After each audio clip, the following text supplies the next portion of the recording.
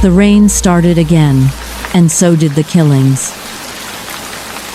At first, people thought it was just a coincidence. But after the rain, a woman would be found dead the next morning. It happened again and again until it was confirmed on the news. A serial killer. Only on nights when it rained. And then one day, it started raining, and it wouldn't stop. It had been pouring for days, and the country went into lockdown. Go home early, lock your doors. That's what everyone said. But I didn't listen. I couldn't. I just started a new job, and I had to work late. That night, the rain was relentless. Well, at least I remembered to bring an umbrella. There were no buses, no taxis, no cars on the street. So, I started walking. The road was empty. No voices. No movement.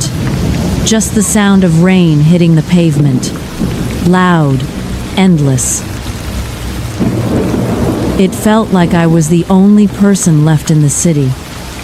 Then I heard it. Footsteps. Splashing through the rain behind me. Slow at first, then matching my pace. I walked faster. So did the footsteps. My breathing got heavier. I didn't want to turn around, but I had to. I stopped and slowly turned my head. A woman, standing a few steps behind me, holding a red umbrella. For a moment, I felt relieved. I wasn't alone, but something felt wrong. Call it instinct. I stopped. She stopped. The rain poured harder between us. Slowly, the umbrella lifted. She was too tall. Then I saw it. The boots. Large. Men's size. She spoke. You know now, don't you? The voice was not a woman's voice. I ran. The footsteps exploded behind me. Heavy, fast, right behind me. Then I slipped. I fell hard. He stood over me, just watching me. I screamed and kicked his leg as hard as I could. I got up and ran again. I didn't look back, not even once.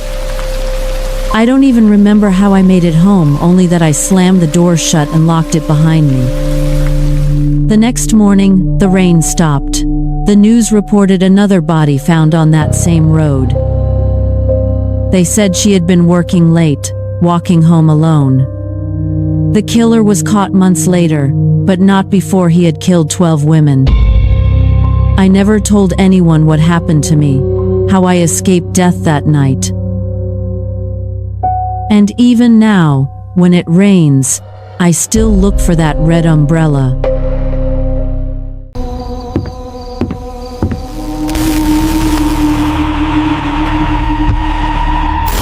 He is coming for you. I can still remember the sounds from that house, even after all these years. In the early 2000s, my family moved from apartment life in the city to a small house in a quiet town. I remember feeling excited. It felt like the beginning of a peaceful life, a real home. The house was small and old, but the backyard was huge, filled with beautiful trees.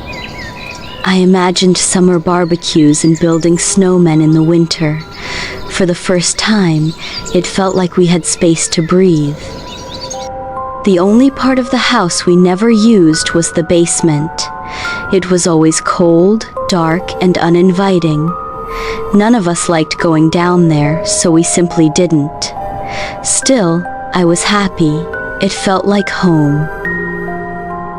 Not long after we moved in, I stayed up late one night downloading a movie on my computer. Back then, there was no YouTube or Netflix. If you wanted a song or a movie, you downloaded it, and it took forever. A movie could take hours, sometimes the whole day. I wanted to watch a movie that night, but I got too sleepy. I left the computer on and turned the speaker off so it wouldn't play sound when the download finished. Sometime in the middle of the night, I woke up to a strange buzzing noise. I was half asleep and too tired to think about it. I just turned to my side and went back to sleep. In the morning, the movie was fully downloaded. That's when I remembered the sound. I checked the speaker. It was still turned off. I told myself I must have dreamed it.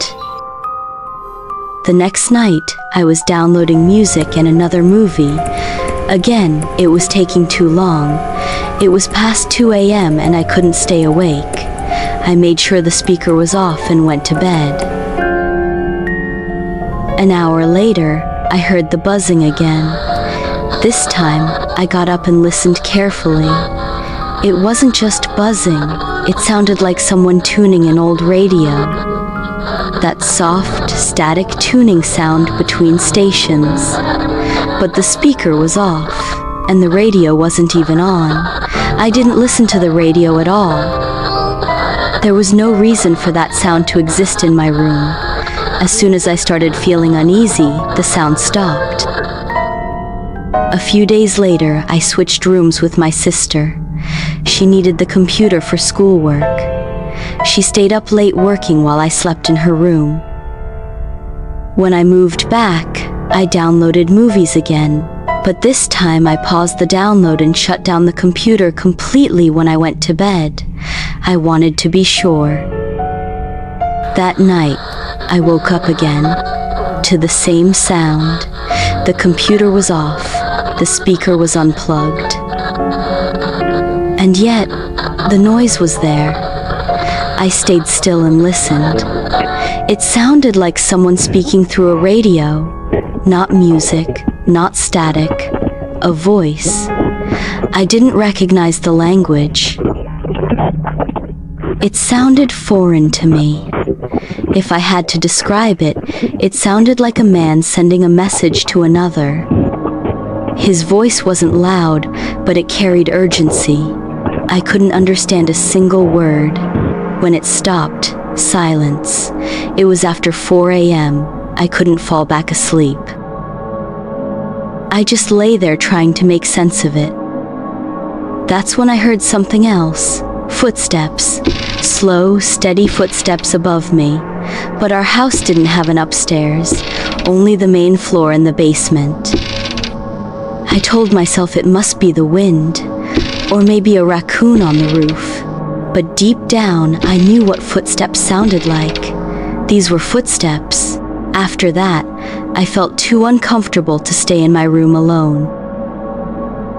One night, I stayed up with my sister to watch a movie together. We ended up talking more than watching. Then we both suddenly went quiet. We heard it.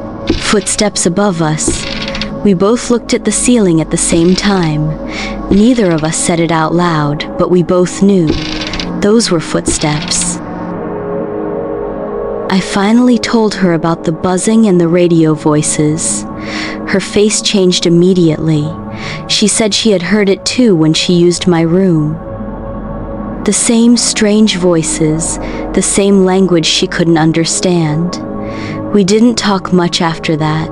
We just slept with the lights on. A few days later, I was watching TV alone at night with the lights off. There was a curtain over the window, but it didn't reach all the way down. That's when I noticed a glare, a reflection. Then I saw it, a man's face at the corner of the window. The light reflected off his glasses. I froze. I couldn't move. I couldn't speak. When I finally screamed, the face disappeared. I checked every door and window. Everything was locked. After that, sleep didn't come easily. Some nights I kept the lights on. The floor creaks and footsteps never fully stopped until I eventually moved out to live on my own. My sister and I still talk about that house sometimes. Now we can laugh about it, but when we lived there, every night felt like a nightmare.